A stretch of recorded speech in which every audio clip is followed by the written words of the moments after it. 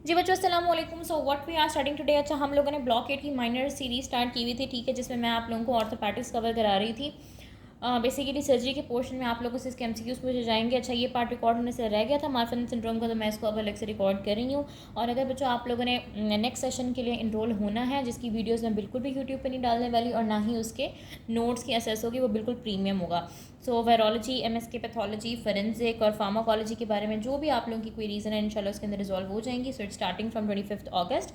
सो अगर आप लोगों को उसके बारे में डिटेल्स चाहिए तो you can text me at my number. अच्छा जी, हम लोग बात कर रहे थे बेसिकली मार्फन सिंड्रोम की, ठीक है। मार्फन सिंड्रोम के मैं आप लोगों को स्केलेटल फीचर्स बताए थे कि इसके अंदर क्या रहता है कि टॉल सिलेंडर बॉडी हैबिटस होता है। जो पर्सन होता है वो खुद बहुत ज़्यादा थिन लीन होता है, बहुत टॉल होता है, उसके लिम्स जो है ना वो बहुत ज़्यादा लंबे होते हैं, उंगलियाँ बहुत लंबी लंबी होती हैं, बड़ी बड़ी होती हैं। एरेक्नोडेक्टिली पढ़ाई थी मैंने, आपको बताया था उसका arm span greater than height होता है। आर्म स्पैन क्या चीज़ रहती है कि अगर पर्सन इस तरह हाथ खोल के खड़ा हो रहा तो ये इसके हाथों के दरमियान की जो लेंथ होती है ना, ये आर्म स्पैन होती है, उसकी टोटल हाइट से भी ज़्यादा होती है, ठीक है। पेक्टस डिफॉर्मिटीज़ बताई थी कि जो चेस्ट होती है उसकी एबनॉर्मल शेप होती है। पेक्टस एक्सकवेटम कैरिनेटम पढ़ाया था। फिर ने आपको बताया कि स्कोलियोसिस होता है। स्कोलियोसिस जो है ना वो अलग से एक टॉपिक है, तो वो इंशाल्लाह हम लोग कवर कर रहे होंगे। और जॉइंट फ्लेक्सिटी में क्या रहता है कि जॉइंट बहुत ज़्यादा हाइपरमोबाइल रहते हैं, उनकी रेंज ऑफ मोशन बहुत ज़्यादा होती है, इसकी वजह से मस्कुलोस्केलेटल पेन रहता है। पेस्ट प्लानस मैंने आप लोगों को बताया था कि फ्लैट फीट होती है।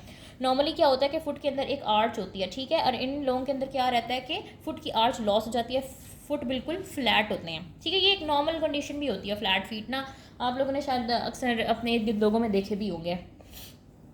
अब नेक्स्ट हम बात करते हैं बच्चों प्रोट्रूडियो एसिटाबुलाई। ये काफ़ी इंपॉर्टेंट चीज़ है। ये क्या चीज़ है बच्चों? ये बेसिकली ना आप लोगों को रेडियोलॉजिकल साइन है, आप लोगों को एक्सरे के ऊपर नज़र आ रहा होता है। इसमें क्या होता है कि अब इतना आप लोगों को पता है ना कि जो हमारा हिप जॉइंट होता है उसमें बेसिकली क्या होता है कि जो बोन होती है ना, हिप बोन, उसमें एसिटैबुलम होता है, ठीक है। और एसिटैबुलम के अंदर क्या लगी हुई होती है? फीमर लगी हुई होती है। जिस तरह आप लोगों के पास शोल्डर जॉइंट होता है ना, शोल्डर जॉइंट भी तो इसी तरह से बनता है ना कि एक पूरा एक सॉकेट होता है, ठीक है, उसके अंदर बोन लगी हुई होती है, ह्यूमरस। तो यहाँ पे पूरी हिप बोन होती है, ठीक है। मैं आप लोगों को दिखा देती हूँ कि नॉर्मली हमारे पास क्या होता है कि इस तरह से हिप बोन होती है, ठीक है। ये जो इसका डीप सा सॉकेट नज़र आ रहा है, ये एसिटैबुलम इसको कहते हैं, और इसके अंदर फीमर का हेड जो है ना वो जाके लगता है। अब नॉर्मली इसका प्रॉपर एक एंगल होता है, नॉर्मल इसकी एक डेप्थ होती है कि एसिटैबुलम का जो गढ़ा है ना वो इतना डीप होगा। अब प्रोट्रूयो एसिटैबुला नाम से पता चल रहा है, प्रोट्रूयो मतलब प्रोट्रूजन हो गई है एसिटैबुलम की ना, तो एसिटैबुलम जो है ना वो बहुत ज़्यादा डीप होगा। जब वो बहुत ज़्यादा डीप होगा तो फीमर उसके अंदर डिस्प्लेस हुई भी होगी, फीमर और ज़्यादा मीडियली प्लेस हुई भी होगी। तो इसमें क्या होता है बच्चों के इस तरह से बहुत ज़्यादा बड़ा इसका ये गढ़ा बन रहा होता है, बहुत ज़्यादा ये डीप हो जाता है और फीमर जो है ना वो डिस्प्लेस हो जाती है। ये देखें यहाँ पे नॉर्मल एंगल्स आप लोगों को दिखाए हुए हैं कि नॉर्मल इसका इतना एंगल बन रहा है, ठीक है। और प्रोट्रूयो एसिटैबुलाई के अंदर ये एंगल बहुत ज़्यादा बड़ा हो गया, क्योंकि एसिटैबुलम की क्या हुई है, प्रोट्रूजन हो गई। एसिटैबुलम से बाहर की तरफ उसका मुंह ऐसे खुल गया, पहले वो इतना था ना तो अब इतना हो गया, तो फीमर जो है ना कि उसके अंदर चली जाएगी। सो ये हमारे पास क्या रहता है? प्रोट्रूयो एसिटैबुलाई रहता है। ये बेसिकली एक रेडियोलॉजिकल साइन है। ये देखें, ये वाला आपके पास चीज़ नॉर्मल है, ये देखें प्रॉपर ना एक एसिटैबुलम है और यहाँ पे फीमर, और यहाँ पे क्या हुआ है बच्चों? प्रोट्रूयो एसिटैबुलाई हुई हुई है, बहुत ज़्यादा प्रोट्रूडेड एसिटैबुलम। इसके आप फ़र्क देख लो यहाँ पे, दोनों ये वाले में और ये वाले में फ़र्क देख लो, ठीक हो गया। तो ये एक इंपॉर्टेंट रेडियोलॉजिकल साइन होता है। मैं ऐसे यहाँ से हाई यील्ड एमसीक्यू पॉइंट्स में आप लोगों को बता देती हूँ, और ये नोट्स भी आप लोगों को तभी मिलेंगे जब आप लोग ना इस सेशन के अंदर रजिस्टर हो गए। व्हाट्सएप यूट्यूब पे वीडियोस तो चलो मैंने डाल दी है, लेकिन नोट्स जो है ना ये प्रीमियम एंड तक मैं किसी को एसेस नहीं दूंगी except for those who have registered for the session, ठीक है। सो लॉन्ग बोन्स आपको नजर आ रही होती हैं, टॉल स्टेचर नजर आ रहा होता है, लिम्स बहुत ज़्यादा लॉन्ग होते हैं, हैंड्स के अंदर एरेक्नोडेक्टिलिटी दो आप लोगों को साइन दिखाए, थंब साइन था, रिस्ट साइन था। चेस्ट में पेक्टस एक्सकवेटम कैरिनेटम मिलता है, स्पाइन के अंदर स्कोलियोसिस मिलता है, जॉइंट्स के अंदर लेक्सिटी मिलती है, फीट के अंदर पेस्ट प्लानस और हिप जॉइंट के अंदर प्रोट्रूयो एसिटैबुलाई। नेक्स्ट चलो मैं बच्चों वो आप लोगों से पूछते हैं कि ऑर्थोपैडिक कॉम्प्लिकेशंस क्या होती हैं, ठीक है। अब थोड़ा बहुत आप लोगों को भी अंदाज़ा हो गया होगा कि जो आप लोगों ने क्लिनिकल फीचर्स पढ़े हैं इसी को थोड़ा सा आगे बढ़ा दो तो वो उसकी कॉम्प्लिकेशंस बन जाएंगी। अब स्पाइन के अंदर आपको क्या चीज़ मिल रही होती है? स्कोलियोसिस या काइफोस्कोलियोसिस, कि ऐसे लैटरल कर्वेचर होता है स्पाइन के अंदर, और जो वर्टिब्राज होते हैं दे आर रोटेटेड। तो जाहिर है एक नॉर्मल पर्सन की बैक जो होती है वो उसके पॉस्चर मेंटेन करने में, उसका गेट मेंटेन करने में इंपॉर्टेंट रोल प्ले कर रही होती है। अब किसी पर्सन की अगर कर्व्ड है बैक तो जाहिर है उसको क्या होगा? बैक के अंदर पेन रहेगा, स्पाइनल डिफॉर्मिटीज़ हो सकती हैं, उसका फिजिकल फंक्शन रिड्यूस हो सकता है, वो नॉर्मल इंसान की तरह तो ज़िंदगी नहीं स्पेंड कर सकता ना। ठीक हो गया। उसके बाद चेस्ट के अंदर, अब नॉर्मली हमारे चेस्ट के अंदर सारे वाइटल ऑर्गन्स पड़े हुए हैं, ब्रीदिंग यहीं से कंट्रोल हुई है, हार्ट पड़ा हुआ है, लंग्स पड़े हुए हैं, ठीक है। अब एक पर्सन के अंदर अगर प्रैक्टिस डिफॉर्मिटीज़ आ जाती हैं, एक्सकवेटम है, कैरिनेटम है, चेस्ट बहुत बाहर है, बहुत अंदर है, तो एक तो कॉस्मेटिक डिफॉर्मिटी, कॉस्मेटिक कंसर्न तो आएगा ही आएगा कि वो पर्सन जो है वो देखने वालों को थोड़ा सा जो है ना वो डिफरेंट लगेगा। और रेस्पिरेटरी इफेक्ट्स जो है ना इसके ऊपर आ सकते हैं, रिस्ट्रिक्टिव रेस्पिरेटरी इफेक्ट्स आ सकते हैं, हो सकता है उसको सांस लेने में दुश्वारी हो। फिर हिप पे मैंने आपको पढ़ाया प्रोट्रूयो एसिटैबुलाई, इसी को आगे कर लो कि जब एसिटैबुलम बहुत ज़्यादा डीप है, फीमर का हेड अंदर की तरफ धंसा हुआ है, तो हिप जॉइंट नॉर्मली काम नहीं करेगा, एबनॉर्मल हिप मैकेनिक्स रहेंगे, एंगल ही उसका डिस्टर्ब हो गया है, लोड वगैरह डिस्टर्ब रहेगा, हिप के ऊपर मूवमेंट्स रिड्यूस रहेंगे और हिप के अंदर बहुत ज़्यादा पेन रहेगा। फिर फीट के अंदर मैंने आपको पढ़ाया पेस प्लानस, ठीक है, फ्लैट फीट। फ्लैट फीट के अलावा हाइंड फुट वाल्गस इसके अंदर रहता है, ठीक है, यानी कि जो पिछला वाला टो है ना, जैसे आपका पैर इस तरह से होता है, आगे टोज होते हैं, ये वाला हिस्सा जो होता है वो हाइंड फुट वाल्गस होता है, तो ये इस तरह से ना ऐसे बाहर की तरफ होगा। एबनॉर्मल गेट रहेगी, ठीक है, क्योंकि आपके जो पैर होते हैं वो आपके चलने के अंदर, आपके गेट को मेंटेन करने के अंदर, गेट का भी प्रॉपर इंशाल्लाह मैं साइकिल आप लोगों को पढ़ाऊंगी when we will study sports injuries. So abnormal gait रहता है, डिफिकल्टी विद प्रोलॉन्ग स्टैंडिंग या फिर वॉकिंग, मुस्तकिल तौर पर खड़े रहने में, चलने में दुश्वारी होती है।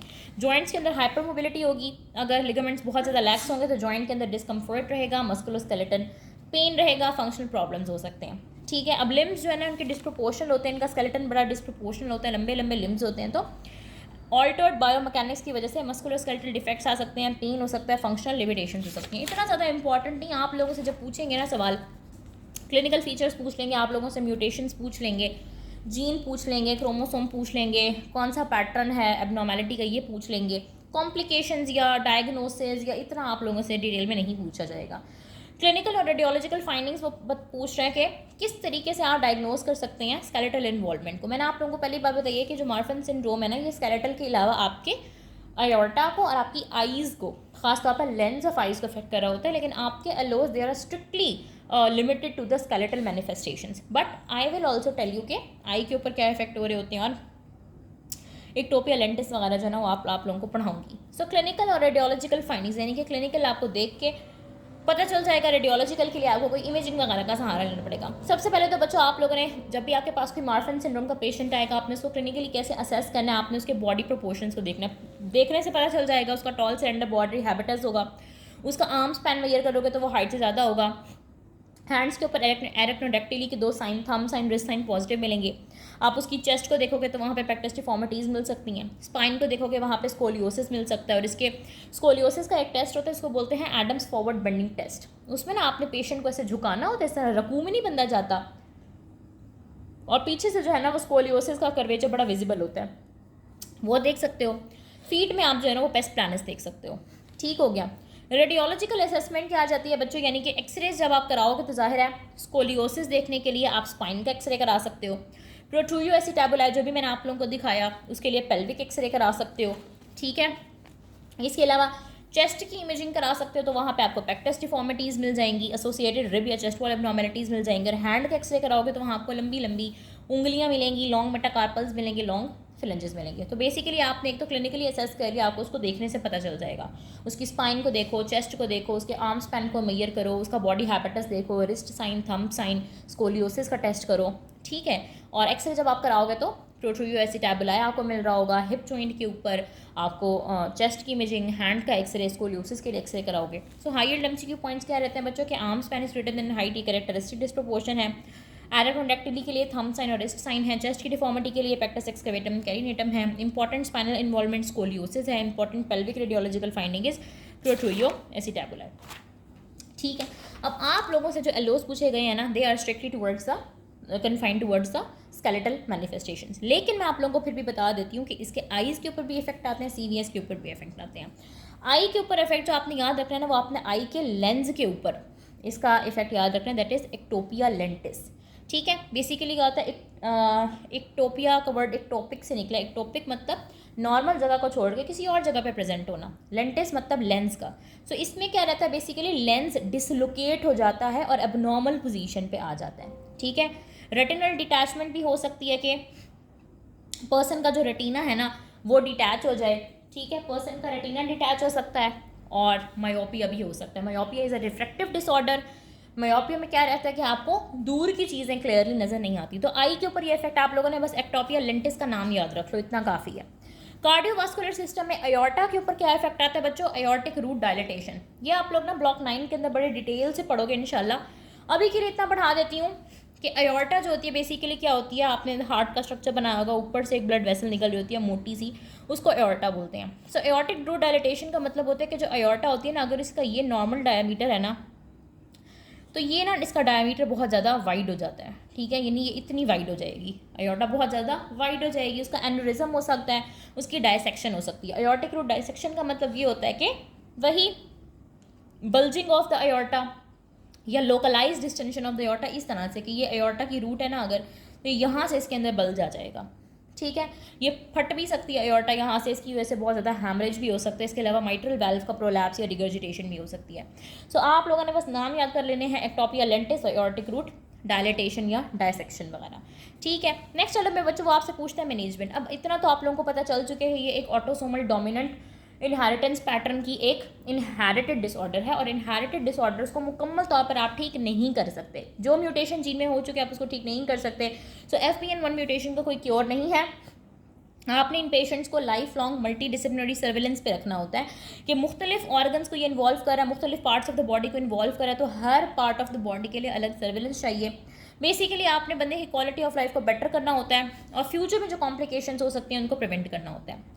अब पेशेंट जो है ना, अगर किसी पर्सन का कद बहुत ज़्यादा लंबा है, या उसको स्कोलियोसिस है, या उसको आप कह लें कि एरेक्नोडैक्टिली है, पेस्ट प्लानस है, उससे उसकी डेथ नहीं होगी, ये कोई इतनी बड़ी बात नहीं है, ठीक है। कॉस्मेटिक डिफॉर्मिटी है, ठीक है, उसको पेन वगैरह रहेगा, लेकिन डेथ नहीं हो सकती। डेथ किस वजह से हो सकती है? CVS, aortic root dilatation dissection. So ये मैनेज कर ली, अगर आपने इसकी कॉम्प्लिकेशंस मैनेज कर ली तो पर्सन की आप ज़िंदगी बढ़ा सकते हैं। मतलब ज़िंदगी तो अल्लाह ताला बढ़ाते हैं, आप जो है ना बचा सकते हैं उसको, मतलब आप एक तरह से कुछ इकदाम कर सकते हैं, ठीक है। सो CVS के लिए आप लोगों ने रेगुलरली एकोकार्डियोग्राफी करानी है। Echocardiography is basically the ultrasound of heart. आपने उसको बीटा ब्लॉकर्स देने होते हैं, एंजियोटेंसिन रिसेप्टर ब्लॉकर्स देने होते हैं, बहुत ज़्यादा आगे जाके एयोर्टिक रूट की सर्जरी करनी होती है। आइज़ में आपको क्या मिल सकता है? आपने रेगुलरली ऑफ्थेल्मिक असेसमेंट करानी है, आपने रिफ्रैक्टिव एरर्स को करेक्ट करना है, मायोपिया वगैरह है तो उसको ग्लासेस लगा के करेक्ट करना है, स्पेशलिस्ट सर्जिकल मैनेजमेंट करनी है इफ़ नीडेड। और ऑर्थोपेडिक के लिए आप जाहिर है स्कोलियोसिस को मैनेज करें। स्कोलियोसिस की मैनेजमेंट इंशाल्लाह मैं स्कोलियोसिस में सारी पढ़ाऊँगी। ब्रेसिंग वगैरह कर सकते हैं, सर्जरी कर सकते हैं स्पेयर केसेस में। अगर पेक्टस डिफॉर्मिटी है तो आपने ऑब्जर्व करना है, फिर बाद में सर्जरी करनी है। और पेस्ट प्लानस के लिए आपने सपोर्टिव फुटवेयर वगैरह देने हैं। हाई हील पॉइंट्स क्या हैं? अयोर्टा को मॉनिटर करो, अयोर्टा को बचाओ, अयोर्टिक स्ट्रेस को रिड्यूस करें, बहुत ज़्यादा कॉम्प्लिकेशंस हैं तो ऑपरेट करें, और अंडरलाइन डिफेक्ट के लिए तो ज़ाहिर है कोई क्योर नहीं है, बस लाइफ लॉन्ग सर्विलेंस चाहिए। So this was all about the Marfan syndrome. Thank you very much.